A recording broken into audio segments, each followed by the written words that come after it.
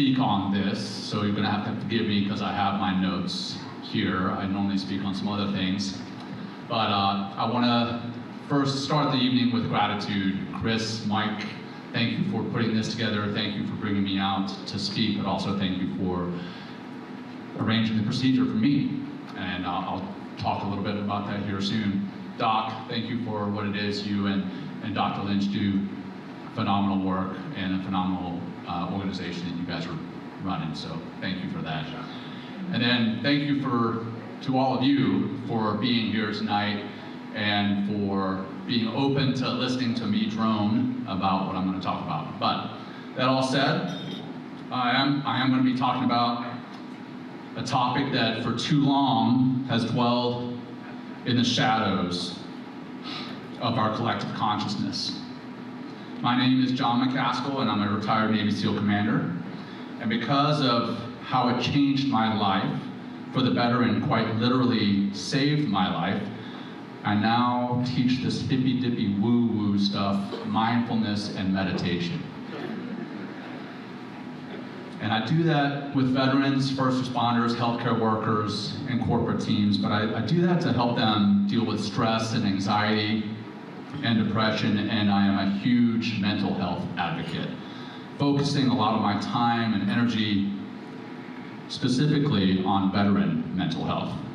Now, as a retired commander, I no longer wear the uniform, but I stand before you here tonight, still wearing invisible wounds, battling the silent epidemic of veteran mental health. In my career as a Navy SEAL, I bore witness to extraordinary feats of bravery, the selfless acts of heroism, and the indelible bond of brotherhood. These experiences, powerful and profound, have shaped me into the person I am today. But beyond the valor and the glory lies a truth less spoken of, a truth that concerns the internal wars our warriors fight long after their external battles have ended. Today I will share with you not only my journey through the crucible of combat, but also my navigation through the tumultuous waves of mental health challenges that followed. This is more than my story, though. It is an echo of countless other voices from the sea of service members who have served our country with honor. We are here to break the silence. We are here to shine a light on the darkness of post-traumatic stress injury, on the invisible wounds that mark the brains and the hearts of many warriors, and on the heavy cloak of moral injuries and survivor's guilt that can suffocate the soul. And we are here to talk about the tumultuous transition from life of structured service to the unpredictable tides of the civilian existence.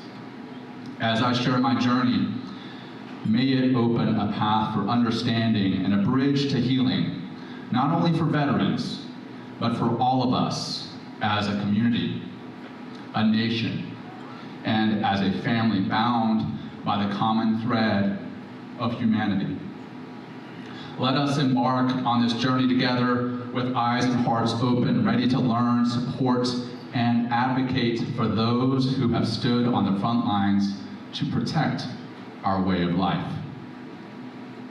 In the Brotherhood of the SEALs, where the ethos of leave no man behind is as intrinsic as breathing, I discovered the essence of who I am. It was within this cadre of exceptional warriors that many heroes are forged, not just through the relentless trials of training, but in the crucibles of combat, where we were often sent to confront the gravest of dangers imaginable. My journey was not a solitary one. It was a shared voyage with men as committed to the mission as to each other. Together, we faced the unforgiving climates of deserts and merciless cold of the sea, surviving on the currency of trust and the unspoken promise to uphold one another against all odds. The SEALs taught me about leadership, sacrifice, and the profound responsibility of command. The decisions I made did not just affect the outcomes of the missions, but the lives of my men and the lives of their family members. In the silent aftermath of action, when the adrenaline faded, the true weight of those decisions lingered long after. Every victory came with a cost, and every loss etched a permanent scar upon my soul. It was in this high-stakes arena of special operations that I learned the most fundamental truths about human resiliency and vulnerability. We often speak of physical endurance, but less so of the emotional and mental fortitude that is required to not only engage in battle, but also to navigate the complexities of war's inherent chaos and the fallout afterward. We were trained to be as adept with our mental faculties as we were with our weapons. Yet nothing could fully prepare us for the all-consuming nature of war. The way it demands from you and then asks for more. On the surface, I tried to remain the unwavering leader, the immovable pillar for my team, but beneath the calm exterior, the seeds of a storm were being sown, a tempest of memories and emotions that would eventually demand its due. Ironically, the deepest scars I carry are not from the heat of combat itself, but from the searing pain of absence from the battlefield.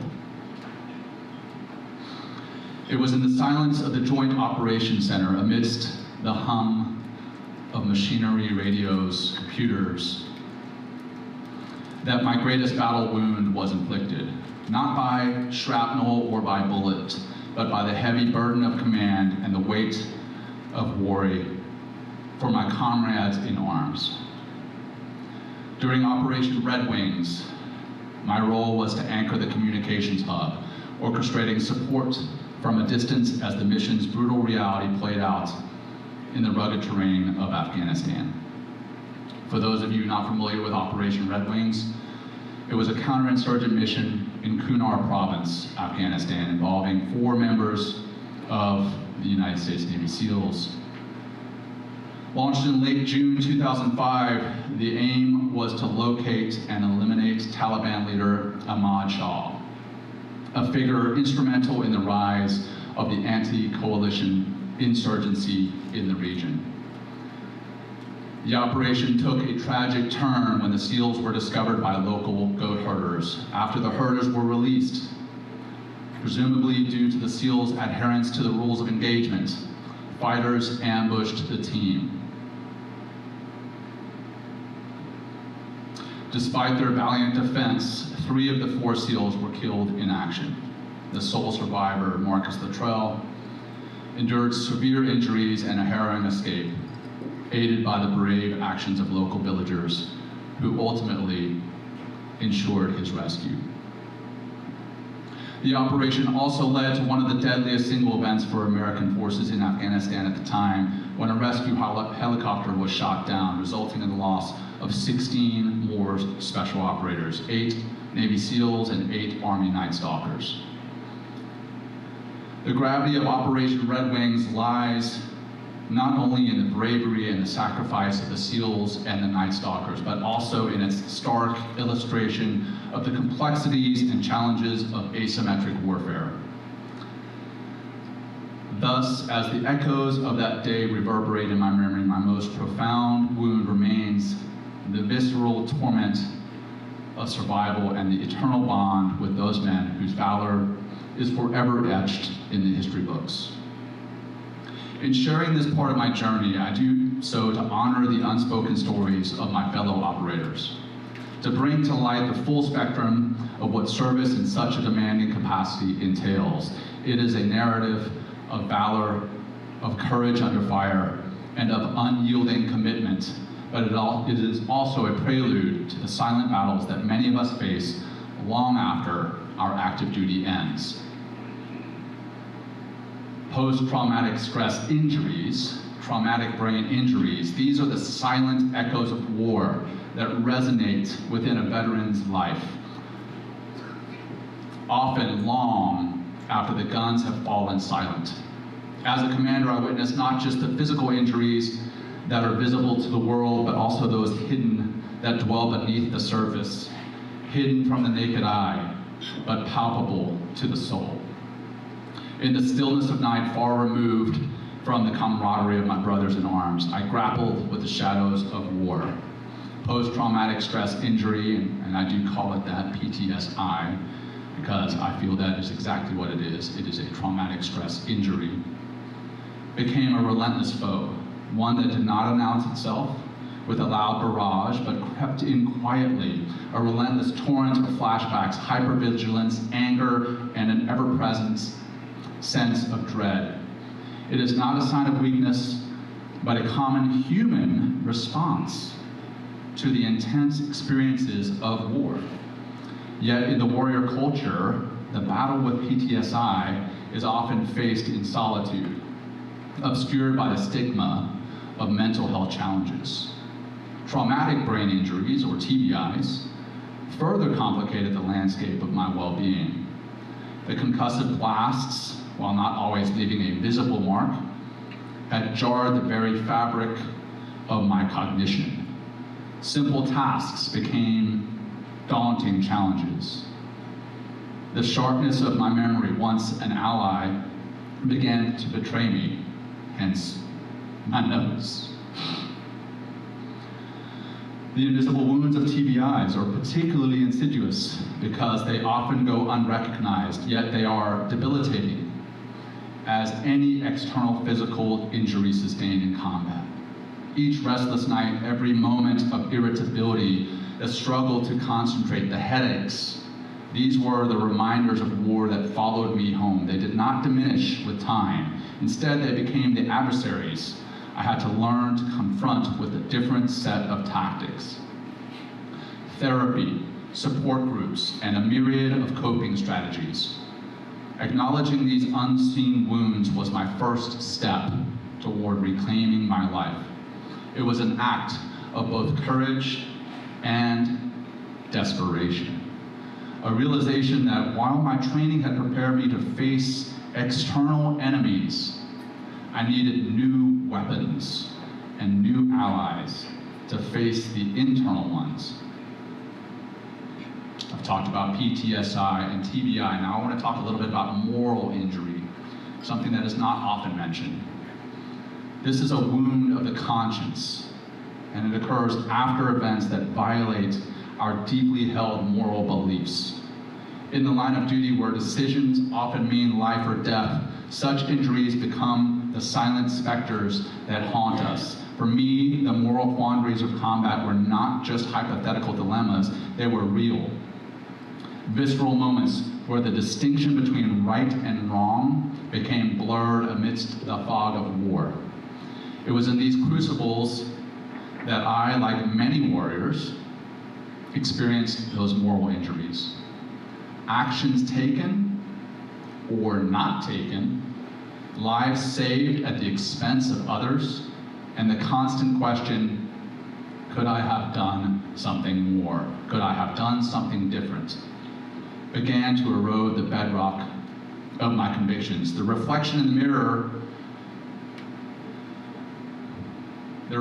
mirror started to pose the toughest questions, not about the nature of war, but about my very nature within. Who was I? Was I worthy of staying alive? Was I worthy of the men who had lost their lives? Survivor's guilt compounds these moral injuries. It is the heavy cloak that drapes itself around the shoulders of those of us who made it home. It's a relentless whisper asking, why them and not me?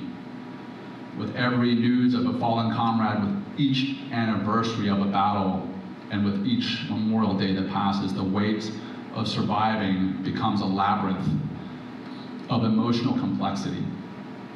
The guilt, though unwarranted, just like Doc said, is as real as the medals and commendations that are often celebrated with pomp and circumstance. As a commander, the lives of my men were my responsibility, and their loss was my burden. A burden I carry to this day. I struggle privately to reconcile the pride of my service with the pain of losses that seem to defy all my efforts to make sense of them. It took time, reflection, and support to understand that moral injuries and survivor's guilt are not indicative of weakness, but are testimonials of humanity. Speaking of these wounds is not seeking absolution, but rather acknowledging the cost of bearing witness to and participating in the tragic complexities of war. In speaking up, I hope to validate the experiences of my fellow veterans who navigate these same treacherous waters, and to assure them that they do not sail alone. Now, I also want to talk about one more emotional toll of our service members. As I hung up my uniform, a symbol of my identity and purpose for so many years, I stepped into a world vastly different from the one that I knew. Transitioning from the special operations community to civilian life was like navigating a foreign land without a map. The discipline, structure, and clarity of mission that defined my days were replaced with uncertainties and the cacophony of a life less ordered. The skills that had served me well in the field were not as easily transferable to the civilian sector as one might think. I struggled to find where I fit in a society that seemed to operate on a different frequency. The sense of being a part of something larger than myself, which was so intrinsic to my identity as a SEAL, as a military member, seemed to evaporate overnight. It was in this transition that I encountered a new adversary, the sense of isolation. In the military, you're never alone. You live, breathe, and work with your comrades. In the civilian world, that connection isn't necessarily guaranteed. You have to seek it out. I had to learn to build new relationships, find new purposes, all while carrying the weight of the wounds, both seen and unseen, that I sustained on and off the battlefield. The importance of support systems during this time cannot be overstated. Family, friends, veteran organizations like For the Love of a Veteran. These were the lifelines that anchored me. They offered a listening ear, guidance, and resources that were crucial to my reintegration. It was through their support that I began to understand that leaving the military did not mean leaving behind the qualities that defined me as a service member. Instead, it was about redefining how those qualities could be applied in new, meaningful ways. I also discovered the power of continued service, finding ways to contribute to the community and to continue to live by the principles that had shaped me in the military. Volunteering, mentoring, and advocating for veteran causes became avenues through which I rediscovered my purpose and began to bridge the gap between my past and my future. In sharing this chapter of my journey, I do so to illuminate the paths that we, as veterans, walk upon returning home. It is a testament to the resilience and the adaptability that service instills in us, and a reminder that our mission does not end when we take off the uniform. It simply changes form. The journey towards healing is not linear. It's a path marked with victories and setbacks. As I embarked on this journey, I learned that healing is not about forgetting the past, but about learning to live with it constructively. It involves acknowledging the pain and the loss while also recognizing the growth and the strength that emerge from adversity. My personal story is not unique. It is shared by countless veterans who return with their own unseen wounds. My own path to healing has been paved with various strategies, therapy, both traditional and alternative, connecting with fellow veterans, and embracing creative outlets to express the emotions that words alone cannot capture. I learned that vulnerability is not the antithesis of bravery, but rather an integral part of it. By being open about my struggles, I found strength and solidarity, not just within myself, but also within my community. From healing came the need for advocacy, knowing firsthand the gaps in our system when it comes to veterans' mental health. I committed myself to advocating for change. I've worked to raise awareness about the specific mental health needs of veterans, lobbying for more comprehensive care and support systems that address not only the individual, but also their families. It's about ensuring that mental health is treated with the same urgency and dedication that our physical wounds are. I also focused on breaking down the stigma surrounding mental health. The stigma can be a barrier that prevents many service members and many veterans from seeking the help they need. By sharing my story publicly, participating in campaigns, and supporting initiatives that promote mental health awareness, I've contributed to a growing conversation that seeks to normalize these struggles and encourages support and understanding. But that advocacy work is far from over. Every step taken is a step towards a future where veterans receive the respect, care, and support they need and deserve. It's a future where the wounds of war are not carried in silence, but are met with compassion and competence. This mission of advocacy has become as important to me as any mission during my service days. It is one that honors the sacrifices of my brothers and sisters in arms and upholds the promise that when the uniform comes off, the commitment to one's country and comrades does not. In our efforts to support veteran mental health, the role of the wider community is paramount. The transition from service member to civilian is not just a personal journey, but a communal endeavor. We must foster a culture where the valor of asking for help is as respected as the valor displayed on the battlefield. Communities can serve as the bedrock for this transition. Local businesses, for instance, can offer employment opportunities tailored to the unique skills of veterans, while schools and educational institutions can provide resources for further learning and adaptation. Civic groups and neighborhood associations can create spaces for veterans to connect, share their experiences, and support one another. But beyond these practical forms of support, what we need is a fundamental shift in perception. We must see veterans not as characters in the stories of the past, but as authors of our collective future. By valuing the experiences and insights that veterans bring, we allow them to contribute fully to the fabric of our society. Understanding is the first step toward action. It is critical for healthcare providers, educators, policy makers, and community leaders to understand the complex challenges that veterans face so they can create informed, responsive programs and policies. Mental health professionals, in particular, need to be equipped with the knowledge and tools to address specific issues related to veteran mental health. The call to action is simple. Engage with veterans. Learn from them. Include them. Create platforms for their voices to be heard and their experiences to be acknowledged and respected. Through workshops, speaking events, and community forums, we can build the bridges of empathy and understanding that are essential for veterans to thrive.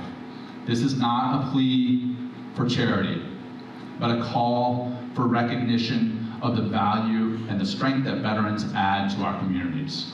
When we come together To uplift one another, we reinforce the ideals of service and sacrifice that are the hallmarks of our nation.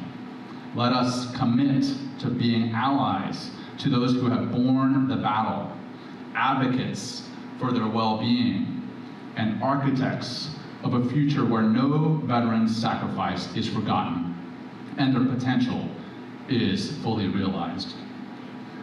Now, with all that said, and in the spirit of raw honesty and heartfelt gratitude, I must share a recent pivotal chapter in my personal battle for mental wellness, a testament to the power of community and innovative treatment.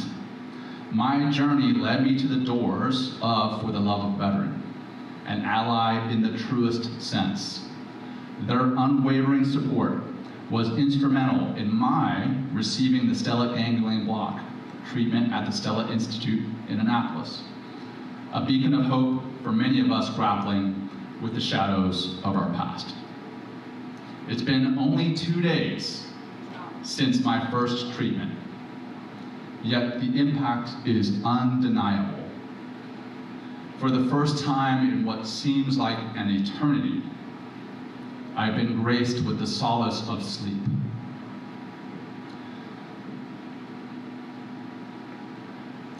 The nights, which were once long and wrought with the echoes of unrest, have become havens of peace.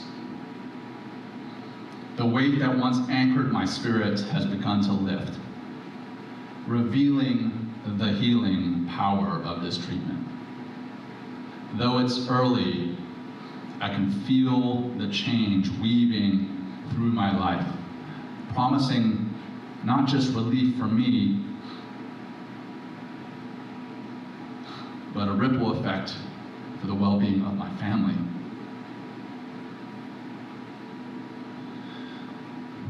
This experience has armed me with more than just hope. It has provided me with tangible evidence, a personal testimony to the potential of stellate ganglion block treatment. With this, my advocacy for veteran mental health enters a new era. I am more determined than ever to ensure that fellow veterans have access to this form of therapy, which has already begun to reshape my life. The battle for mental health is fought on many fronts, and with this treatment, we add a powerful weapon to our arsenal. It is my mission to bring this message to the forefront of our conversations, to fight for the healing of my comrades, and to advance our collective journey towards wellness. As I stand before you tonight, I am reminded that while my active duty has ended, my service continues. Our service continues. This journey of healing, of transformation, of advocacy, it's one that we all share in different measures and in various forms. It's a testament to the resilience, not just of a veteran, but of the human spirit, and a reminder of the obligations we bear to one another as members of a shared community. Reflecting on this journey, I see not a series of struggles, but a mosaic of experiences. Each piece, a lesson learned, a challenge faced, and a victory won. It is a journey that is far from complete. For as long as there are veterans who need our support, our mission endures. I want to thank you. Thank you all again for being here tonight, for listening, for your willingness to understand. Your presence is a powerful reminder that while the battles may be fought in solitude, the journey home is not a path we walk alone. As we part ways tonight, let's carry forward the commitment to honor, to remember, and to support those who have worn the fabric of this nation. Let's continue to build a world that welcomes its heroes, welcomes them home, not just with parades and fanfare, but with open arms and open hearts every day of the year. And to my fellow veterans, I saw a lot of you standing, may you know that your service is honored. Your sacrifice is recognized, and your health, both mental and physical, is of utmost importance to us all. May we all find peace, may we all find purpose, and may we all find our path home. Thank you. God bless you all. God bless the men and women who have served. Thank you very much.